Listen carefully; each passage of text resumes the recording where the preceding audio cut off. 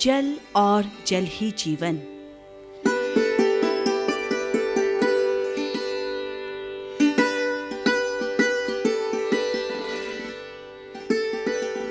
ये कहना अतिशयोक्ति नहीं होगी।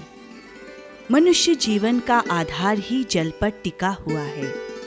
हमारे शरीर को निर्धारित समय तक जल ना मिले तो निष्क्रिय हो जाएगा। उसी तरह पेड़ पौधे को जल ना मिले तो वो भी सूख जाएंगे। फसल उपज का भी आधार जल ही है। जानवर भी जल के बिना ज्यादा समय तक अपने को जिंदा नहीं रख सकते।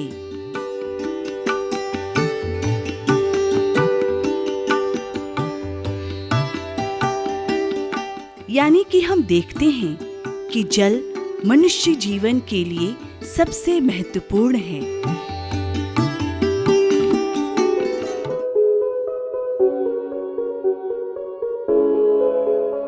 पृथ्वी का 70% भूभाग जल से भरा हुआ है। फिर भी मनुष्य के जीवन यापन के लिए मात्र 2% जल ऐसा है जिसका सीधे तौर पर इस्तेमाल किया जा सकता है। करीब आधा से ज्यादा पानी सिंचाई एवं जानवरों आदि के लिए प्रयोग किया जाता है। यही कारण है कि धरती पर जल की बहुतायत होने के बाद भी हम जल संचय यानी जल को बचाने के तरह तरह के उपाय करते हैं। जिस सभ्यता में भी इस प्राकृतिक संपदा को नहीं संजोया है, उन्हें विपत्तियों का सामना करना पड़ा। बाढ़, सुखाड़ जैसी प्राकृतिक आपदा इसी का प्रमाण है। कभी कभी प्राकृतिक कारणों से भी, जैसे भीषण गर्मी से सुखाड़ की स्थिति एवं अत्यधिक वर्षा से बाढ़ की स्थिति आ जाती है। जैसे जैसे मानव सभ्यता का विकास हुआ, मनुष्य को पानी की महत्ता समझ में आई।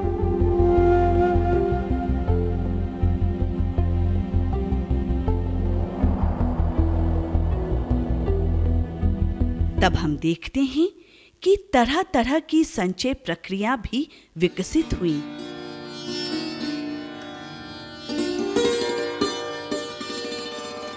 कुछ प्रक्रियाएं सिर्फ खेती के लिए होती थी, तो कुछ प्रक्रियाएं मानव की अन्य जरूरतों को पूरा करने के लिए।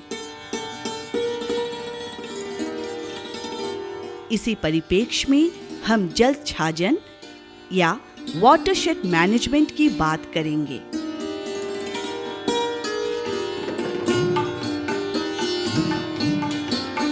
आकाश गंगा से पानी वर्षा के द्वारा आंगन, खेत, गांव, शहर, निर्जन प्रदेशों, घने वनों आदि सभी जगह पहुंचता है।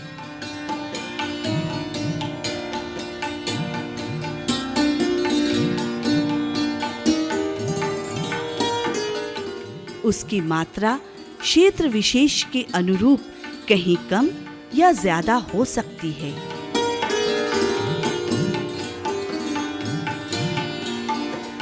वर्षा के बाद जमीन पर बहता पानी तालाबों, झीलों या बहुत सी छोटी बड़ी संरचनाओं में पहुंचता है।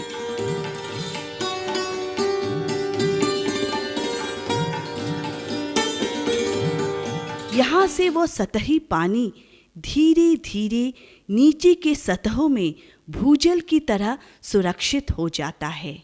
इसके बाद कुओं, ट्यूबवेलों या हैंड पंपों आदि की मदद से फिर से ऊपर उठाकर काम में लाया जाता है।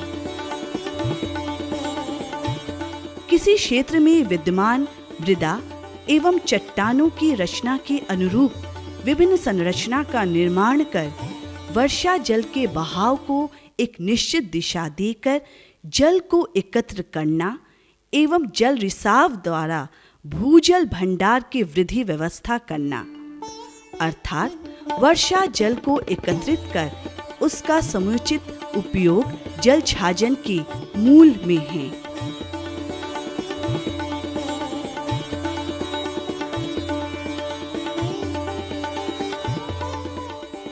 जल छाजन की वर्षों पुरानी प्रक्रिया आज भी सरलता से अपनाई जाती है। हाँ, जल वितरण के तरीके समय के साथ विज्ञान की प्रगति से उनके स्वरूप बदलते रहे हैं। ट्यूबवेल आदि जल संग्रह नहीं बल्कि जल वितरण की आधुनिक प्रणालियां हैं।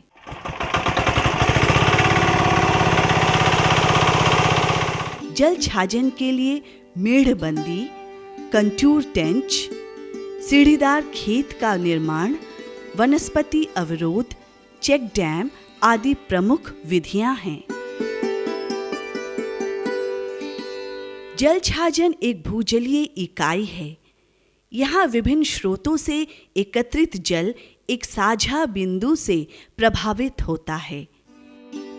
जल छाजन परियोजना के मूल तत्व में अनुजल छाजन की इकाई 500 से 1000 हेक्टेयर की होती है। इस परियोजना में 9 से 10 अनुजल छाजनों का समूह होता है, जिसका क्षेत्रफल लगभग 5000 हेक्टेयर है, जो 5 वर्षों में क्रियान्वित होता है। समेकित जलछाजन प्रबंधन कार्यक्रम द्वारा वर्षा आधारित कृषि तथा लोगों के सहयोग से क्षेत्र का विकास करना ही समेकित जलछाजन प्रबंधन कार्यक्रम है।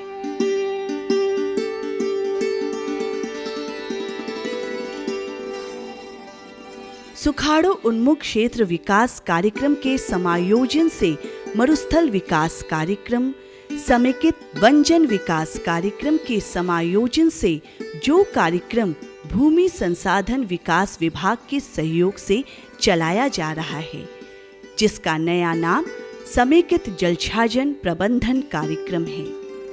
ये कार्यक्रम संसाधनों का सही उपयोग, समुचित उद्देश्यों की पूर्ति तथा योजनाओं का सही समायोजन है।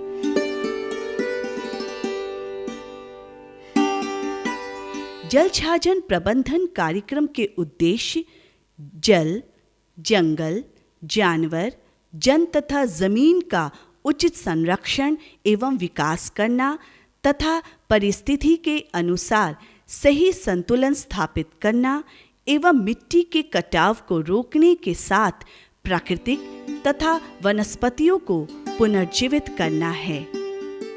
वर्षा जल का संरक्षण तथा भूजल को बढ़ावा देना तथा मिश्रित खेती एवं खेती के नई तकनीकों के साथ टिकाऊ जीविकोपार्जन पद्धति को बढ़ावा देना समेकित जलछाजन प्रबंधन कार्यक्रम के मुख्य उद्देश्य है।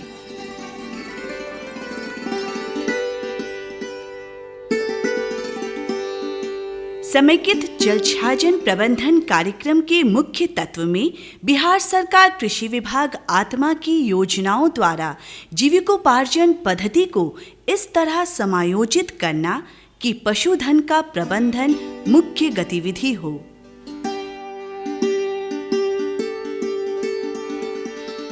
कृषि विभाग आत्मा के अन्य तत्व में परियोजना के क्षेत्र में समुचित योजना प्रबंधन के साथ कृषि उत्पादन तथा उचित विपणन प्रणाली से और भी प्रभावी बनाकर समुदाय को सशक्त करना।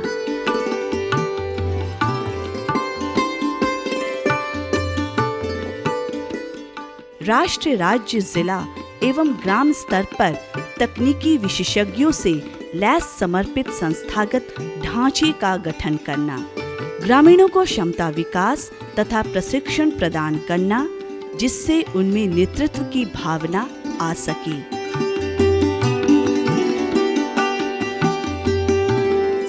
साथ महिला सशक्तिकरण, जीविकाओपार्जन तथा प्राकृतिक संसाधनों पर प्रबंधन करना भी उनमें आ सके।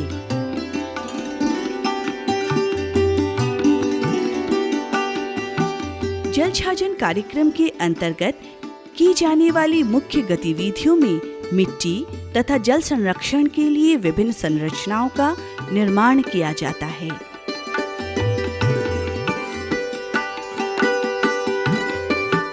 साथ ही कृषि विभाग आत्मा के सहयोग से घास, झाड़ीनुमा पौधे तथा अन्य बहुउद्देशीय पौधों के साथ साथ दलहनी पौधों का रोपण तथा चारा क्षेत्र का विकास किया जाता है।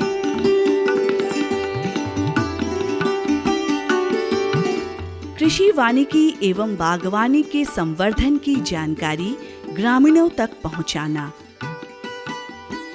लकड़ी का विकल्प ढूंढना तथा जलावन लकड़ी का संरक्षण, प्रशिक्षण, प्रचार प्रसार तथा कार्यक्रम के प्रति जागरूकता उत्पन्न करना, लोगों में सहभागिता को बढ़ावा देना, संपत्ति विहीनों के लिए जीविकाओपार्जन की व्यवस्था करना। अगर हम देखें तो राज्य स्तर पर जल छाजन की नई परियोजना के चयन की प्रक्रिया में ध्यान देने वाली बातें होती हैं। गरीबी रेखा का सूचकांक, अनुसूचित जाति एवं जनजाति की जनसंख्या का प्रतिशत, वास्तविक मजदूरी, छोटे एवं सीमांत किसानों का प्रतिशत, भूमिगत जल का जल स्तर, नमी का सूचकांक, DPAP प्रखंड है या नहीं, वर्षा आश्रित क्षेत्र अंतर्गत कृषि, पीने की पानी की समस्या, अवक्रमित भूमि, जमीन की उत्पादकता, पूर्व की उपचारित जलछाजन क्षेत्र से समीपात तथा अनुजल छाजनाओं का एक समूह के रूप में विकास। जल छाजन परियोजनाओं के लिए उपलब्ध राशि क्षेत्र के विशेष के अनुरूप मैदानी क्षेत्रों के लिए 12,000 रुपये प्रति हेक्टेयर तथा दुर्गम पहाड़ी क्षेत्र के लिए 15,000 रुपये प्रति हेक्टेयर है। अतः जो जल छाजन क्षेत्र 5,000 हेक्टेयर का होगा, उसका कुल बजट 600 लाख रुपए होगा। जल छाजन परियोजना की कुल राशि 3 किश्तों में देय होगी, जो क्रमशः 20%, 50% तथा 30% है। इस राशि का व्यय निम्न मदों में किया जाता है। प्राकृतिक संसाधन का विकास 56%, प्रशासनिक व्यय का 10%, प्रवेश बिंदु कार्यक्रम 4%, अनुश्रवण 1%, DPR 1%, क्षमतावर्धन 5%, मूल्यांकन 1%, भूमि आधारित कार्यक्रम 10%, जीविकाओपार्जन 9%, कंसोलिडेशन 3%। मुख्य कार्य भूमि एवं जल संरक्षण से संबंधित होता है, जिसमें अपर रीच पर plantation boulder check dam, middle reach पर कॉन्टोर ट्रेंच एवं पक्का चेक डैम आदि का निर्माण करते हैं।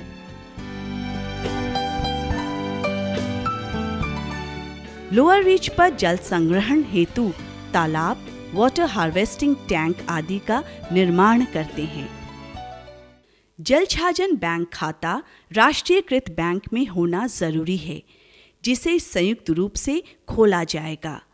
इसे जल छाजन परियोजना खाता कहते हैं। इस खाता को सचिव तथा जल छाजन विकास दल के नामित सदस्य के संयुक्त रूप से संचालित किया जाएगा। जल छाजन लोगों को ऐसा अवसर प्रदान करता है, जिससे कि वो अपने क्षेत्र के लिए न सिर्फ योजना बना सके, बल्कि उनके क्रियान्वयन में पूर्ण सहयोग दे सके। जल छाजन क्षेत्र में समान सोच वाले ग्रामीण या तो स्वयं सहायता समूह या उपयोगकर्ता समूह बना सकते हैं। ये समूह उस क्षेत्र के विकास तथा संसाधनों के संरक्षण के प्रति उत्तरदायी होता है, जिन पर उनका जीविकोपार्जन आधारित हो। जल छाजन समिति जल छाजन विकास दल के सहयोग से स्वयं सहायता समूह गठन करती है, जिसमें गरीब, छोटे तथा सीमांत किसान, भूमिहीन, संपत्ति विहीन, कृषि मजदूर, स्त्री, गड़ेड़िए तथा अनुसूचित जाति एवं जनजाति के सदस्य होने चाहिए। ये समूह समान रुचि एवं पहचान के आधार पर होने चाहिए, जो जल छाजन क्षेत्र पर अपनी जीविका के लिए निर्भर हो। प्रत्येक समूह को परिक्रमी कोष प्रदान किया जाएगा, जो भूमि संसाधन विकास भारत सरकार नई दिल्ली के द्वारा निर्धारित होगा। जल छाजन एक ऐसा साधन है जो जल, जंगल, जमीन, जानवर तथा जन के संरक्षण तथा समुचित विकास में सहायक होता है। ये एक ऐसा साधन है जिसके द्वारा उस क्षेत्र के संपत्ति विहीन भी जीविका उपार्जन से संबंधित कार्य कर सकते हैं। इस कार्यक्रम से ग्रामीण को मजदूरी भी प्राप्त होती है।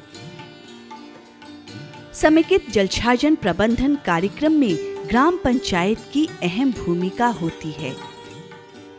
वो जल छाजन समिति को समय समय पर सलाह देना, सहायता करना तथा पर्यवेक्षण करने का कार्य करती है।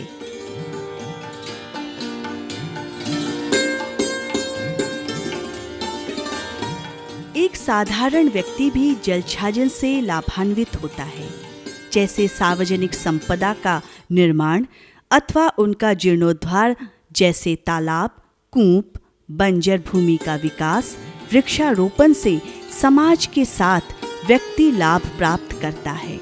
आत्मा के द्वारा हम लोग को कई तरह का ट्रेनिंग दिया गया, जैसे मेडिसिनल प्लांट, गौपालन, मछली पालन, डेयरी पालन, बागवानी। जैसे हम लोग अगले साल पंतनगर गए थे, पूना गए थे, फिर हमको भेजा गया था, गुजरात भेजा गया था। जल छाजन से जुड़े निम्न कार्य चेक डैम, जल संरक्षण की योजनाएं, भूमि एवं वन संरक्षण की योजनाएं तथा मेढ़बंदी, कंटूर ट्रेंच आदि से ग्रामीण मजदूरी प्राप्त कर लाभान्वित हो सकते हैं। चारा, लकड़ी तथा जलावन प्राप्त करने के लिए नर्सरी तैयार करना, वृक्षारोपण, बागवानी आदि के साथ मधुमक्खी पालन, बकरी पालन, मत्स्य पालन से जुड़कर समेकित जलछाजन कार्यक्रम का लाभ कृषक एवं ग्रामीण ले रहे हैं। आत्मा से लोग आते हैं और कृषि विज्ञान केंद्र से उन लोग आते हैं, प्रशिक्षण देते हैं। इसलिए हम लोग जल संचय के लिए तालाब खुदवाते हैं छोटा छोटा, और फिर उसको जल को संग्रह करते हैं। उसमें हम लोग मछली पालन करते हैं, बत्तख पालन करते हैं और उससे सिंचाई भी करते हैं, जिससे कि लेयर ऊपर रहे। और छोटा छोटा साइड में पेड़ पौधा भी लगाते हैं, जिससे कि उसका कटाव नहीं हो पाए। पूरी प्रक्रिया में कृषि विभाग एवं आत्मा के प्रतिनिधियों का सहयोग, हर कदम पर उनका मार्गदर्शन एवं दिशा निर्देश ने इस योजना को सफल बनाने में अहम भूमिका निभाई। अर्थात जल छाजन कार्यक्रम समाज एवं बिहार विकास में अग्रणीय भूमिका निभा रहा है।